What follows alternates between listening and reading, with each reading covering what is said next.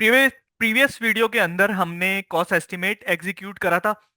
अब हम production cycle की तरफ जा रहे हैं। अब प्रोडक्शन साइकिल में हमने क्या बताया हुआ है कि एक एफजी बनाने के लिए हमें दो रॉ मटेरियल की जरूरत है।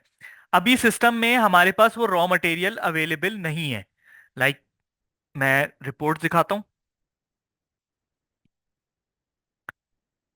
आरएम अभी हमारे पास जीरो स्टॉक पड़ा हुआ है। ठीक है, जब जीरो स्टॉक है तो वो मैं एफजी कैसे क्रिएट करूंगा? तो सबसे पहले जरूरत इस चीज की है कि मैं इस रॉ मटेरियल का स्टॉक इन करूं। ठीक है, तो ये एमएमबीई की रिपोर्ट है। मैं रॉ मटेरियल एग्जीक्यूट करता हूँ। देखिए मेरे पास अभी कोई स्टॉक मौजूद नहीं है। ठीक है, तो अब मैं क्या कर रहा हूँ कि ये वाला जो प्रोसेस है हमारा स्टॉक इन, ये एक्चुअल में इन लाइव सिनेरियो जो है वो इस तरीके से एग्जीक्यूट होता है कि पीआर पहले क्रिएट होगी कंसर्न डिपार्टमेंट की तरफ से, प्रोडक्शन के डिपार्टमेंट की तरफ से, कि भाई हमें ये मटेरियल जो है वो, ये पर्टिकुलर मटेरियल हमें इतनी क्वांटिटी में रिक्वायर्ड है। उसके बाद जो प्रोक्योरमेंट डिपार्ट जो है वो पीओ क्रिएट करेगा। फिर उसके बाद स्टोर डिपार्ट जो है वो जीआरएन क्रिएट करेगा। तो हमारे पास स्टॉक जो है वो इन हाउस हो जाता है।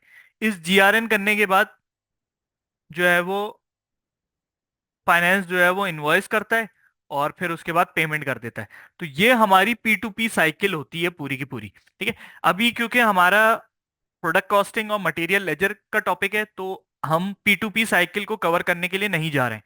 ओके, तो अब हमारे पास इस मटेरियल को इन करने के लिए दो ही तरीके हैं। या तो हम ये पूरा प्रोसेस फॉलो करें फिर हमारा मटेरियल इन हो रहा हो, ठीक है, या तो हम मटेरियल का इनिशियल स्टॉक इन कर लें। इनिशियल स्टॉक यानी कि हम स्टोर में दूसरे तरीके से मटेरियल लेकर आ जाएं। लाइक यूं समझ लें कि पहली दफा एसएपी इंप्लीमेंट हुआ है तो जो मटेरियल हमारे पास पहले से स्टोर में पड़े हुए थे वो हमें as a opening balance system के अंदर लेकर आने होंगे। तो ये उस तरीके का तरीका समझ लें। ठीक है, तो इसमें मैं क्या करता हूँ, मटेरियल रिसिप्ट करता हूँ, रिसीट करता हूँ, और मटेरियल रिसीट अगेंस्ट अदर। ठीक है, इसमें मैं मटेरियल दे देता हूँ 8500। क्वांटिटी देता हूं मैं यहां पर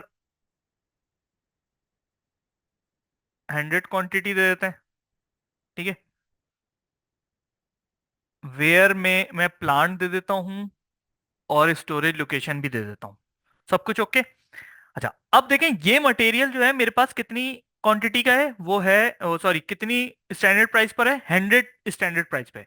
अब 100 मटेरियल में 100 क्वांटिटी ऑर्डर कर रहा हूँ, इट्स मीन 10,000 मेरी स्टैंडर्ड के हिसाब से प्राइस बनेगी। ठीक है, मगर मैं क्या करता हूँ, मैं यहाँ पे 15,000 की प्राइस दे देता हूँ।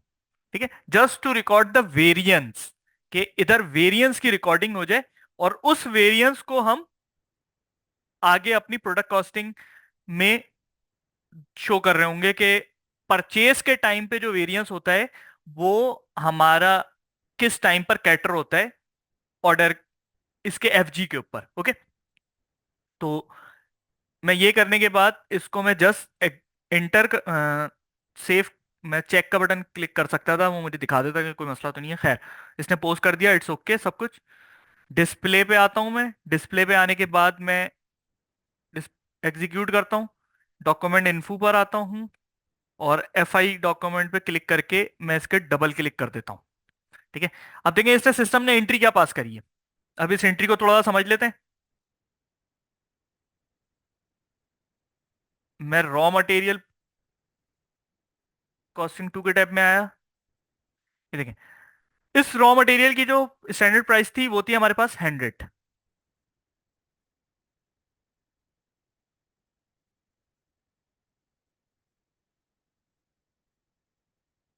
स्टैंडर्ड जो थी वो 100 थी प्राइस, और इसकी क्वांटिटी जो थी वो हमने ऑर्डर करी 100। ठीक है, दिस मल्टीप्लाई बाय दिस, यानी रॉ मटेरियल जो डेबिट हुआ वो होगा raw material debit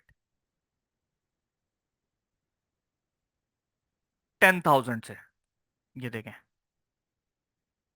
raw material debit 10,000 से, इन्वेंट्री रॉ मटेरियल डेबिट 10,000 से।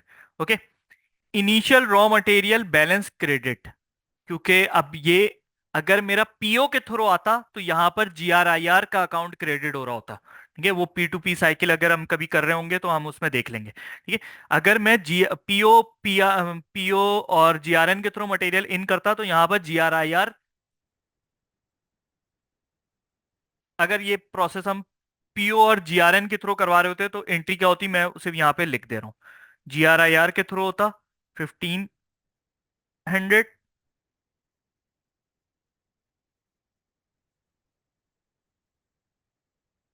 और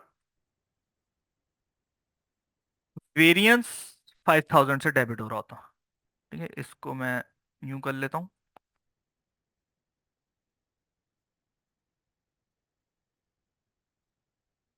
अगर मैं पीओ के थ्रू परचेज कर रहा होता, पीओ और जीआरएन के थ्रू कर रहा होता, तो सिस्टम ये एंट्री दे रहा होता।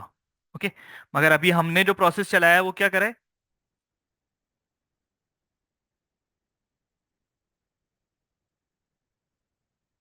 जीआरआईआर की जगह यहाँ पर इनिशियल स्टॉक। ओके, ये देखें, इनिशियल स्टॉक 15,000 से क्रेडिट हुआ है। ओके, मटेरियल की रॉ में मटेरियल का नंबर आ रहा है, सेगमेंट वगैरह तो हमने ये एंट्री देख ली। देन मैं अपने रॉ मटेरियल को, मैं यहाँ पर, ये देखें अभी सब जीरो है, इसको रिफ्रेश करता हूँ तो यहाँ पर मुझे क्या हुआ, ये स्क्रीन हम शुरू से रियलाइज करते हुए चलेंगे कि इस स्क्रीन के ऊपर क्या क्या इंपैक्ट किस टाइम पे पड़ रहे हैं। ओके, ये देखें 561 की मूवमेंट टाइप से ये मेरा डॉक्यूमेंट जनरेट हुआ है। क्वांटिटी मेरी 100 है, स्टैंडर्ड के ऊपर वैल्यू मेरी 10,000 है, 10,000 है।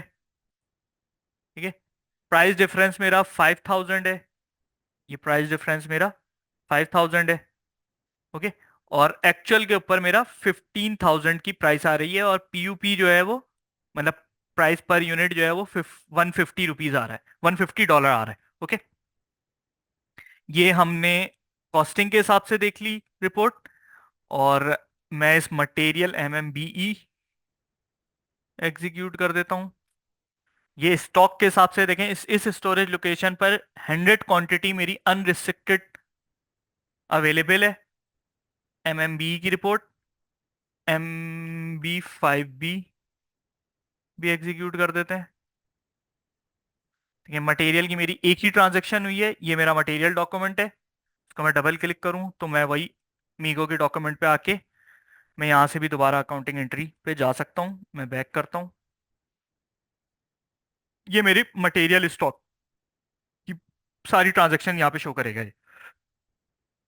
ओके, तो इस वीडियो के अंदर हमने क्या क्या चीजें कवर करी, हमने रॉ मटेरियल इन करा है, उसकी रिपोर्ट्स देखी हैं, उसकी कॉस्टिंग के इम्पैक्ट चेक कर लिए, उसकी अकाउंटिंग एंट्रीज क्या हुई, ये सारी चीजें हमने इस वीडियो के अंदर देख ली हैं।